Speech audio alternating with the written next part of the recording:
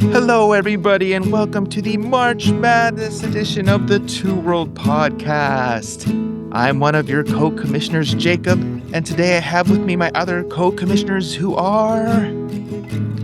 I am an unofficial co-commissioner. You can call me Barney.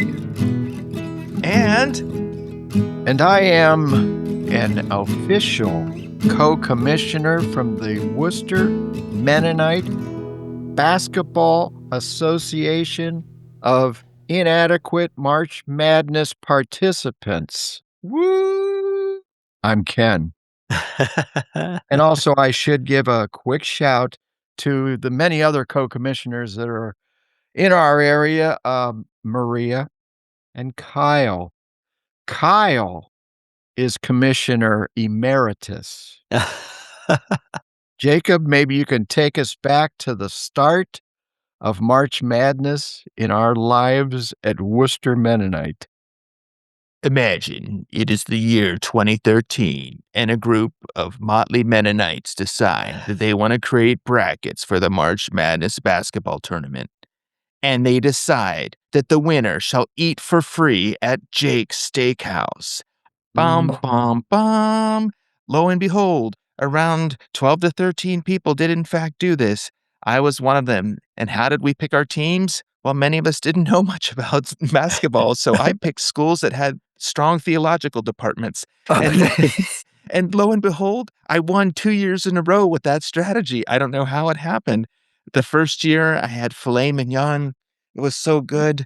And the second year, it was like baffling me how it could happen again, but it did. But then after that, every year since, I've been chasing the dream of another free steak. Over the years, we've transitioned. It's gone from being male only to now co-ed. We're no longer going to Jake's Steakhouse because it no longer exists in Worcester. But now we all just bring our own food and get together at our church and have fun and play games, which Ken and the other commissioners organize for us. And then, of course, there is the illustrious award ceremony, which Ken introduced. So, Ken, can you talk a little bit about your entrance into this celebratory process and some of the things that you enjoy about it? Sure. Yeah, I did get to experience the steakhouse. I was honored to be asked to be part of it, and as I watched that evolve, and let me tell the viewers, no money was exchanged between the participants. We did have to pay for dinner. That's just a normal transaction in our Just what world, everybody does. and given the fact that none of us are serving jail terms, everything's okay. I started as I watched Jacob win seemingly year after year after year, it seemed like maybe more than the dinner was needed, and so we started giving awards, and then Jake's closed, and then we, as Jacob intimated, that became co-ed and families, and we couldn't find a restaurant where we could have enough seating is kind of what we tried in Worcester, and that sort of evolved into, why don't we just meet at church and have a fun evening? And as you'll see a little bit later, we have some pics and a little bit of video to show how that goes. Yeah, it's almost become an unwritten rule that you watch no games during the regular season. And off you go. And as we head into March Madness 2026, which begins today as we are doing this broadcast, we also had another factor introduced this year by our co-commissioner co-host Barney, who after you pick your teams, you can have the option of going back and having the can we see ESPN on the air? Is that have them pick randomly for you, and so that's gonna be thrown into the mix in the men's and women's brackets to see how it looks compared to what we really did, and I'm curious too. Barney, a little bit of history for you, March Madness, because I don't know, as you grew up and embrace this sort of thing, how that went for you. Oh, yeah. Well, my dad grew up in Indiana. That's a big basketball state. And then my mom was from Orville, and Orville's really big in basketball too. And then, of course, my oldest brother played basketball and watches lots of basketball, so he might not get invited actually to join the group. So, and then my parents, my dad went to Purdue and was there for a graduate school, and my mom taught at Purdue nursing, and they went to a number of basketball games. So Purdue was always real big. We were always cheering for Purdue in our house, and they always did real well. But their coach Katie, I think, was there for so long, and then it's just one of those things you really get excited for March Madness because you only have to win once to advance, and you never know if your team, like the one year, I guess it's been 46 years ago or something when Marquette won of all schools, just because everything clicked for them that year. No one would have expected them to have won. And so it's really exciting, you know, because any team, as we've seen a few years ago, a 16 seed beat Virginia. So any Mhm. team has a chance. And there's just, and then what is it like when you're in high school, when you're in junior high and during the school day, a few games are being played and you wonder, oh man, for us, we didn't have our phones to check, but you wonder, oh, who's playing, who's winning. I can't wait to get home and just find out, then you race home and flitch on, turn on the TV because when they're trying to get through the first 32 games, they've got probably 5 games on in one day and you can watch and watch basketball on a number of different channels and all throughout the day. And, it's exciting. Buzzer beaters and upsets, Mhm. really great. I was interested that you mentioned Marquette, Barney. A Hmm. quick story there. I was in my first year of teaching, and we didn't do the brackets. We just had a blind poll for the champion, okay? I pulled Marquette. I looked at it and thought, "Well, my money's a contribution here." And then the tournament proceeds, and Al McGuire's Yeah, Marquette Warriors, they continue to win, and I'm thinking, "Something's happening got a here." chance. And I'm sure I came in on the Tuesday morning into the Oh, staff yeah. dancing and singing and, And can That's we also really add, just as a side note, Marquette has a very strong theology program, so yeah, they do. Yeah. and don't So forget Duke Divinity School. Duke has often gone that's all the what I way, and they have wondered. a very Yeah. strong divinity school, so I'm Yeah, just putting yeah, that out that's right, there. that's right. That's why when you introduced that at the beginning of the show, I thought, "Oh, Duke Divinity School is quite Duke strong. Maybe that's how Divinity. you kept winning," Oh, that's good, Jake. Did you pick Duke this year, I Jacob? did. There you go. He's consistent. Mm, mm, mm, That's mm, mm, great. mm. Well, I've been after I left the Cincinnati area and moved up this way, I started doing the pools, the brackets where I was teaching, Mm, and we would have the teacher list and the student list. that's The nice. teachers did contribute financially, the kids, they wanted to see if they could beat the old people, that was their objective. And this is gonna be nonsense, but I just wanna show this. This is the first why I keep these things, I'll never know. This is the winner of 1986's Huh. men's side. There probably Wow. wasn't much of a women's side in 1986 that I Right. recall, and, it's funny to look back through some of those and look at the people and names, and the funny story would be as it went through, it wasn't always just the teachers.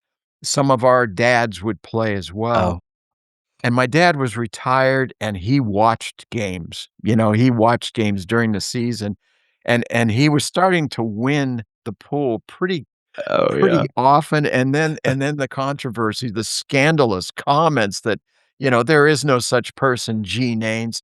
He's just entering a second time, and Oh, no.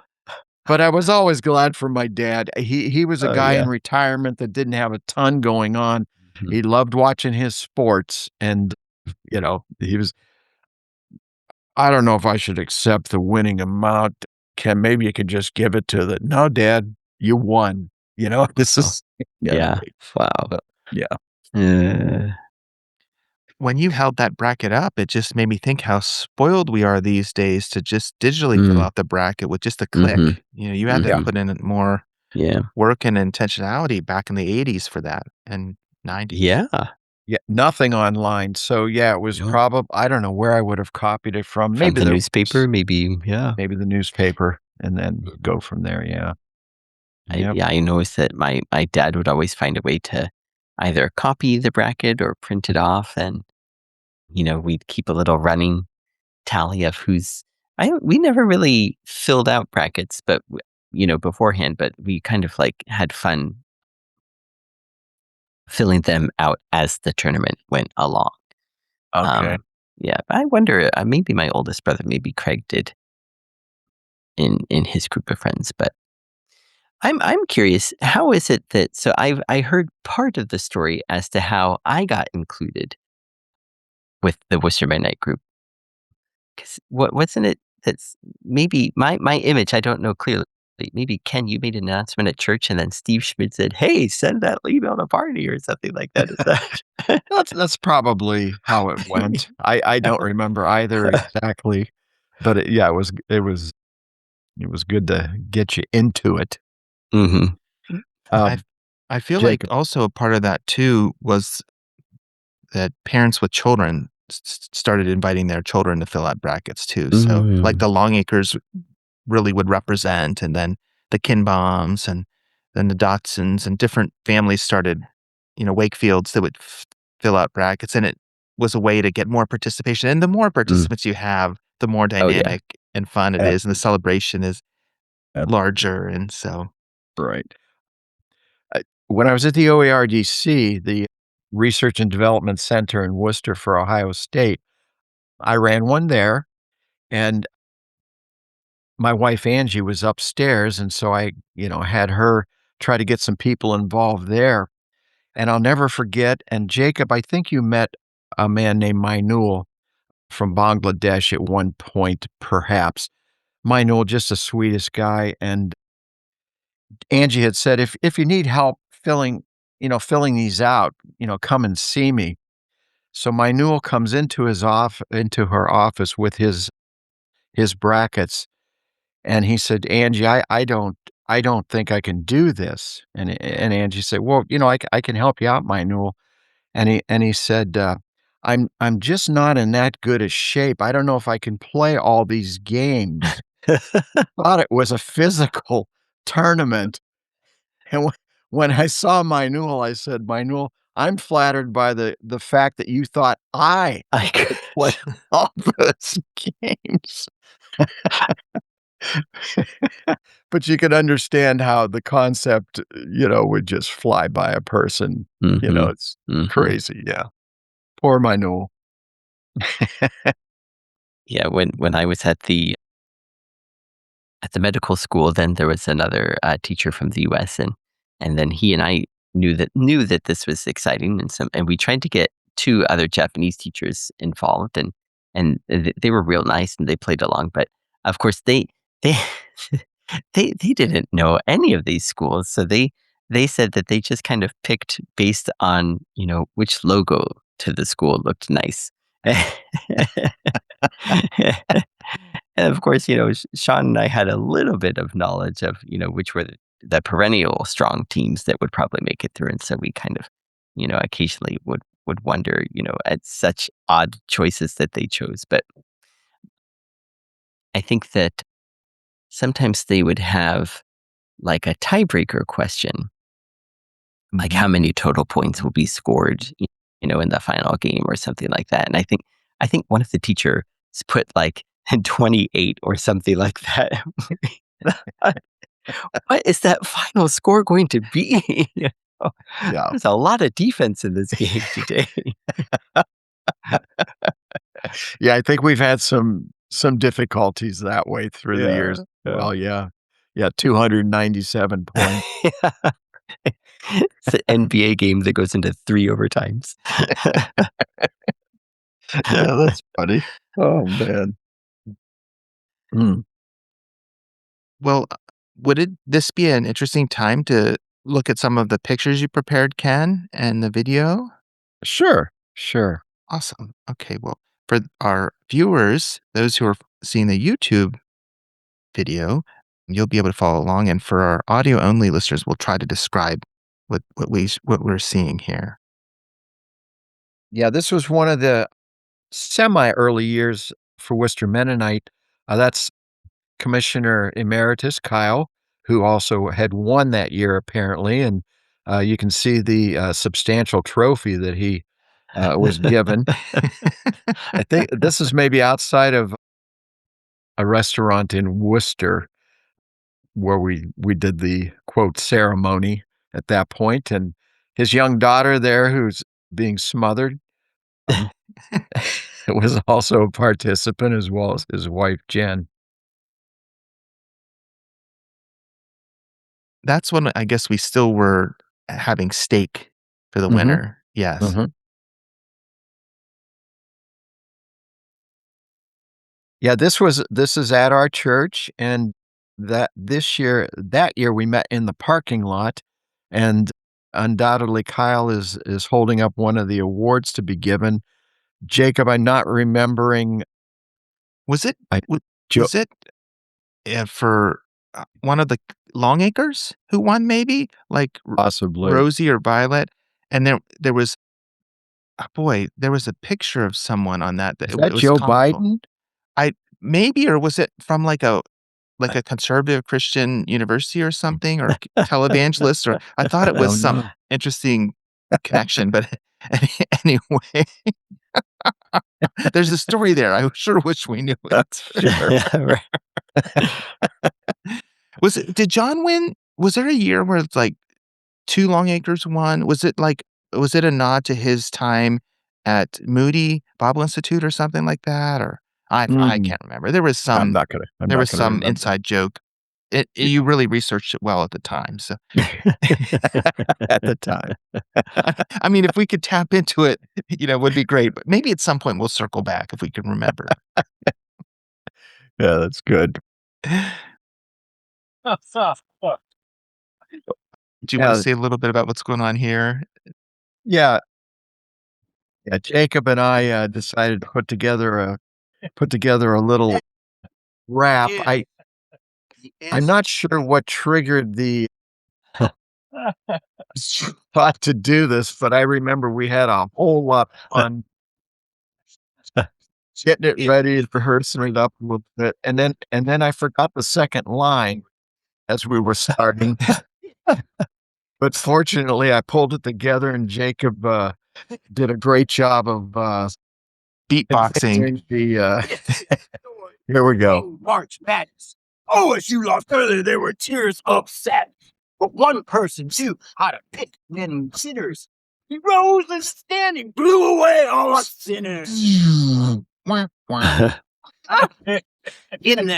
In that final game, when Baylor had their way, we crowned a brand new winner. The sly Kyle K. The sly.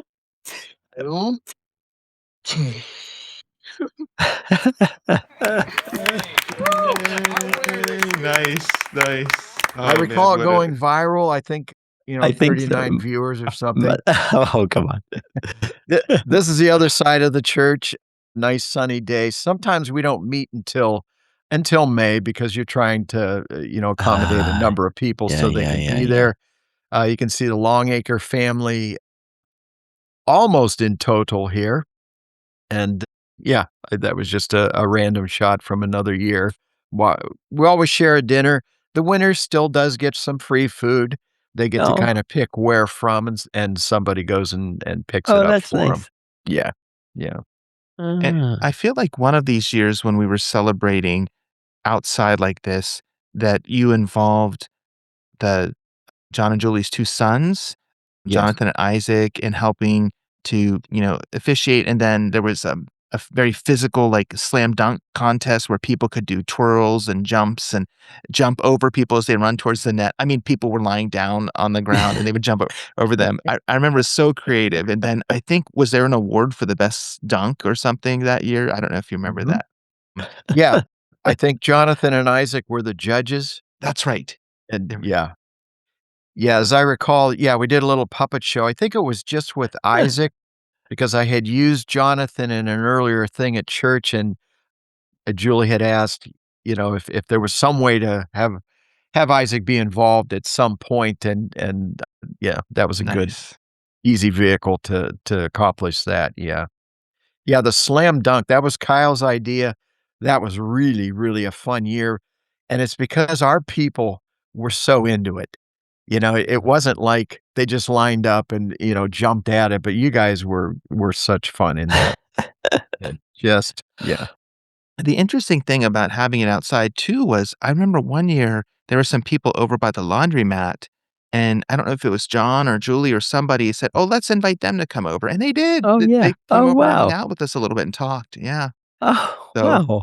it like Good. spilled out the fun spilled out of just our group Oh, onto yeah. other onlookers, and they visited. So Yep. And it's so nice too the way it was set up that everyone is bringing something. So then you definitely have plenty to share, oh yeah. and so it's no problem to just invite them over. That did they were they curious? Do you remember? Were they curious about what you guys were doing, and how did they react to hearing about the? I think so. I think they thought it was interesting what we were doing, and I think they felt like welcomed, and it was a nice chance to just, yeah, have fun with some visitors, and so that was special for sure. Right.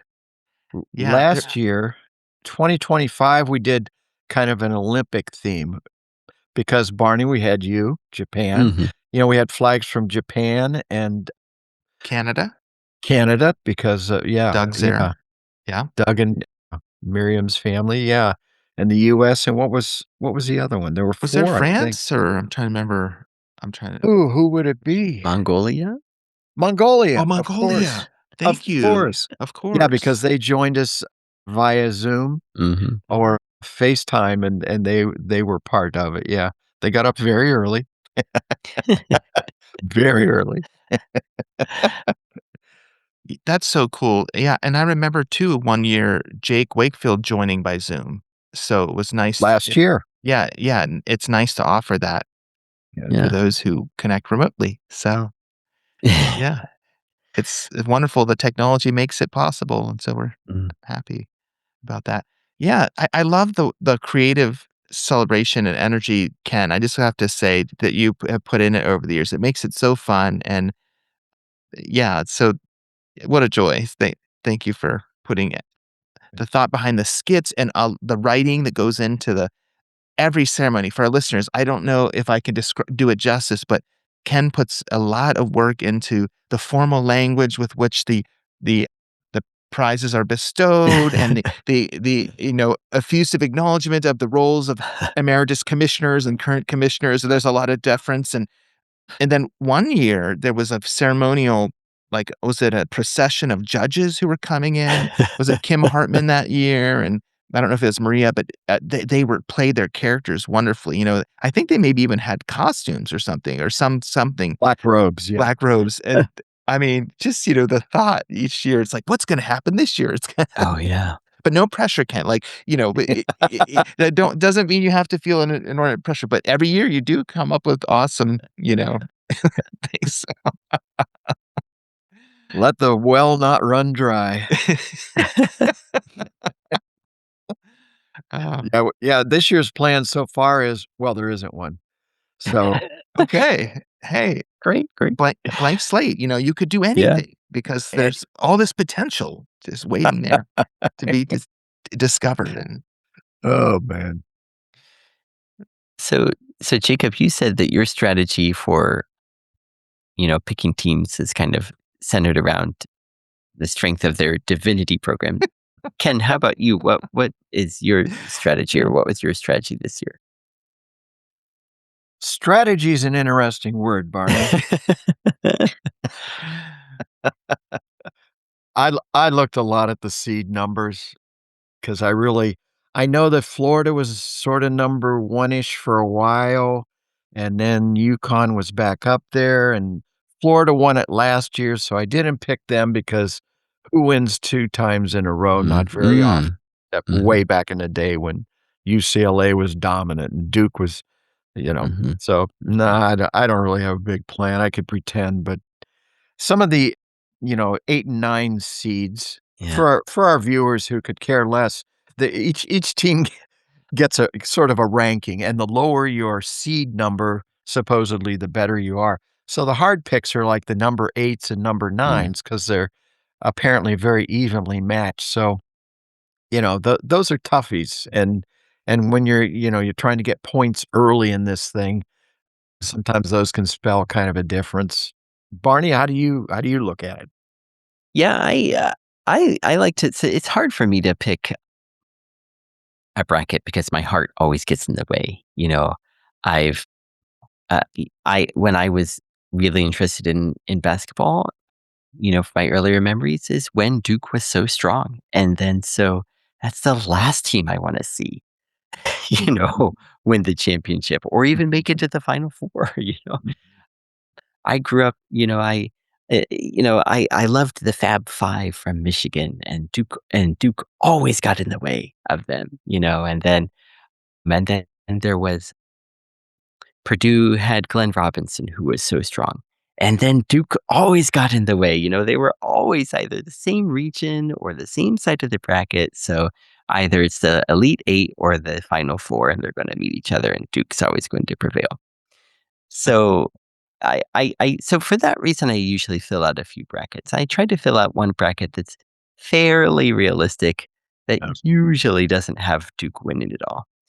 And then I fill out a bracket that's from my heart that has, Duke losing in like the second round and something, and Purdue winning the whole thing, and huge upsets, because just one day, the stars will align and this will happen.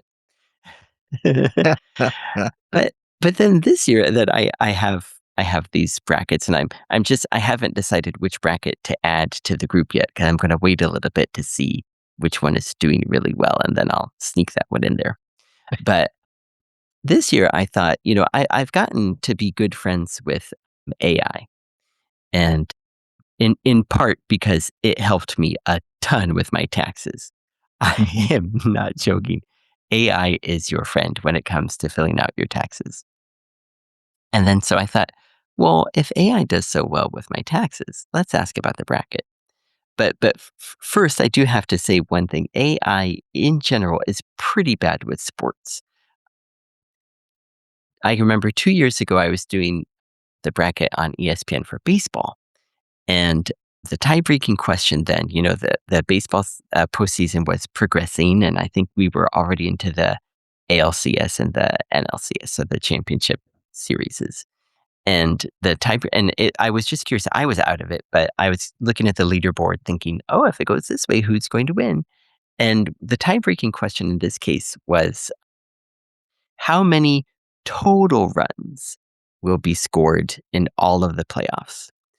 And one person wrote down 6. I'm thinking, that's even impossible for the championship game. 3 games are 1-0 and 1 game is 2-1, right? And I'm like, wow, that's all on defense. So I thought, oh, okay, here's this AI. Let's ask, how many total runs have been scored up until now? And I think it was like October 22nd, and I think the postseason started like October 5th. And then so I just said, how many total runs have been scored in I was very specific, all of the games for 2024, MLB playoffs. And AI says, the 2024 MLB playoffs have not started yet. They will not start until October 23rd. Yeah, not sportsy. It's simple math, and you can't do this. So 2 years later, I decided to give a different AI. That was Gemini who dropped the ball. I decided to give a different AI a shot at it. And it said, well, I think it's going to be Duke is going to be the champion. And so I wanted to know, well, I've got to fill out my bracket. So how do we get there? And AI is like, well, there were a few upsets along the way, such as number 16, Troy beating number 1, Nebraska. And I'm thinking, are we looking at the same bracket? Because I'm pretty sure that, yes, they are playing each other, but Nebraska is fourth. Oh, But boy. but because AI and I are friends, Mhm. then I say it in a nice way. And so I said, "Oh, that's interesting. I wonder what information you're looking at, because I think some from the information you have until the bracket was released a few days ago, I wonder if some of the seedings have changed." And AI says, "Oh, yeah, you know what, Barney, you are right." We're on first name basis. Oh, I see. You know, Yes. you are right. Now that I see it, Nebraska was looking to be a number one seed for a while, but at the end they kind of sputtered out, and then they dropped in seed. Thank you for pointing that out to me. And then I said, so then AI says, they said, would whenever you finish an AI question, they always have a lot of follow up. Would you like me to do this? Would you like me to do that? And then one of the questions was, would you like me to construct a Barnabas bracket? And I thought, ooh, that sounds kind of nice. What would this look like? And I said, yeah, let's do it. And then they're like, okay, it's going to be, full of heart and a little bit of, whimsy and a little bit of, narrative to it. And this is what I've got for the final: Duke against UConn. And I thought, interesting. And then so I checked the bracket. Duke and UConn are both in the East region. Can't be in the final. Can't quite be the final game. But I'm still nice. So I said, that's interesting. That I do think that would be a really neat final. But I wonder, would it be helpful if I uploaded the bracket? I've got a PDF. Would that be helpful for you? And then it could help us come up with a more complete view of how the bracket might unfold. Oh, yeah, thanks. That would be really great. And then they had Akron advancing in 2 different regions, and they had they had one team that wasn't in. And I'm thinking, this is really strange, because I have uploaded the bracket itself, and AI is still really having trouble with it. So, not one to give up. I and I had a lot of time on my hands. I wrote down. Apparently. I said, okay, because they were getting the first round pretty good, but there were some hiccups with the round of 32. So I said, based on what you have, let's look at the round of 32. And when I actually filled out each matchup according to what AI thought up to then, and that because this is the Barnabas bracket after all, so I've got to get this to look good. And I said, I was still so kind, because it missed like two or three matchups completely. So it's like Duke against whom? We don't know. And I was like, you the what was it, like the the North Carolina Baptist against Kansas. You probably just breezed over that matchup because you thought Kansas is just going to win, no problem. I understand. We all would have done that. There's just no way. They're like, you know what, Barney? Thanks for pointing that out. You're such Wow. that just shows what kind of character you have. And then they did say that it'll be Duke and UConn, and they did say in the Elite Eight. So then they got that right. And then in the end of the Barnabas bracket, we have Arizona against Illinois, and it does match up. And I guess what coincides with who I am as far as AI knows, Illinois will prevail. So we'll just see exactly how well AI knows me and basketball. So Barney, I have several questions now. Yeah. Do you and AI meet for lunch frequently? Is this an ongoing personal? Oh yeah. Oh yeah. I always offer to pay, but AI said, oh, no, I'm good. I'm good. Nice. Well, Just water's fine for me. Thanks. And now you mentioned picking by the heart as well. We have one participant, and you know who Jim is. He will always pick Michigan State Yeah, I know. because that was his undergraduate school. Yeah. If I was going to adhere to that philosophy, I would be picking Miami of Ohio this year to go all the way. Yeah. They played last night, and they're 31-1 going into last night's game, but they're in a conference that people kind of winky at and say, Yeah. But they did win last night to Yeah. actually enter the 64 team. That's cool. So, Mhm. and then Mhm. I didn't pick them anymore after that. Oh, no. Oh, no. Winky. I just don't see it happening, but if they do, yay. Yeah. Barney, that was outstanding. Thank you. With all this talk of AI, it made me wonder, what if you had different AI models creating Barnabas brackets, and then you had a competition between which AI model was most accurate at Oh, that's predicting? nice. Yeah. Copilot and ChatGPT and Claude. Bard. Yeah. And Cloud. Who knows me the best? But yeah, I mean, Copilot and I, we've been through a lot together. So it has a pretty good, I mean, it has written emails for me, cover letters. Wow. Wow. It has planned a few of my lessons. Perhaps a So- whole episode on Barney and Copilot. Yeah, right. Yeah. Wait, that would be kind of fun if we could do it live and invite Copilot to join us. There you go. I'm just And thinking. AI as well. I'm thinking of a Yeah, bumper yeah. sticker. Copilot is my This co-pilot. is my Copilot. Yeah. I tried to put that. I did want to say today that looking at the number of all the people in the Wooster Mennonite group, there are a lot of clever screen names or names for people's brackets. And I did try to call mine Copilot as my Copilot, but it was limited in the number of characters. Oh, But, some people right. have Ode to Joy's random picks, or Rosa Matos, so many people, Jake Field of 64, so many people have really clever entry names that they came up with. And I thought, I can't compete with this. I'm just going to do the best I can, but I'm not that clever to put these on there. What about my Duncan? Oh, that was yours? Yeah, that one. I saw that because I thought Duncan Smith. That's so really good. Dun, But you are dun, and then restricted. Ken. That's the word. Duncan Smith. So clever. Yeah. Yep. Well, since I always have to try to piggyback on what we say and get some reference to theology or biblical studies in there, I will just say that this Bible software that I use, Logos Bible software, has a March Madness event every year where they pick resources and pit them against each other. And at each level, the winners get different discounts. And then the Oh, final wow. winner gets the deepest discount.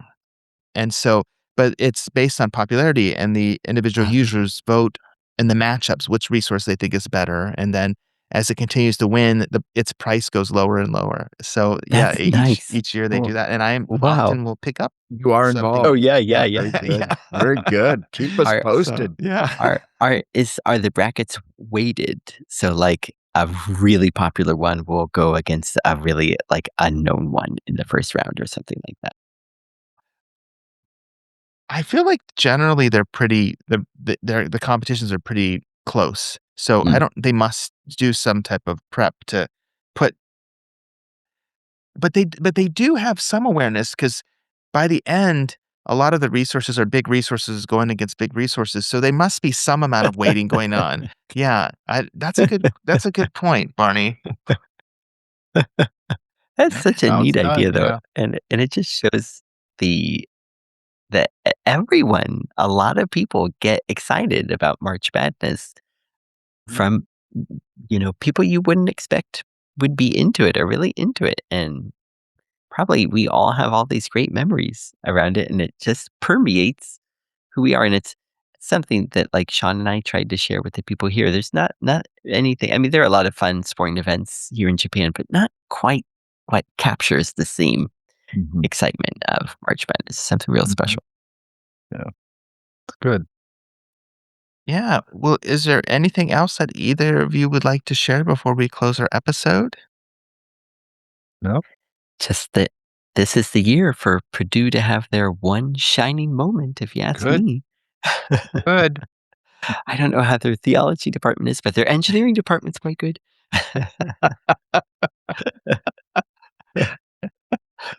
Engineers are important too. We need to Yeah, value right, our yeah. engineers. So, Yeah, really. well, we want to thank our audience for coming along with us in this journey of considering March Madness. And we appreciate you listening or viewing. And it was a lot of fun talking about our stories and looking at Ken's photos and even listening to the rap, the March Madness yeah. rap song. So thank you, Ken, for preparing that for us today. And we hope that all of you have a great March Madness season. And until next time, goodbye.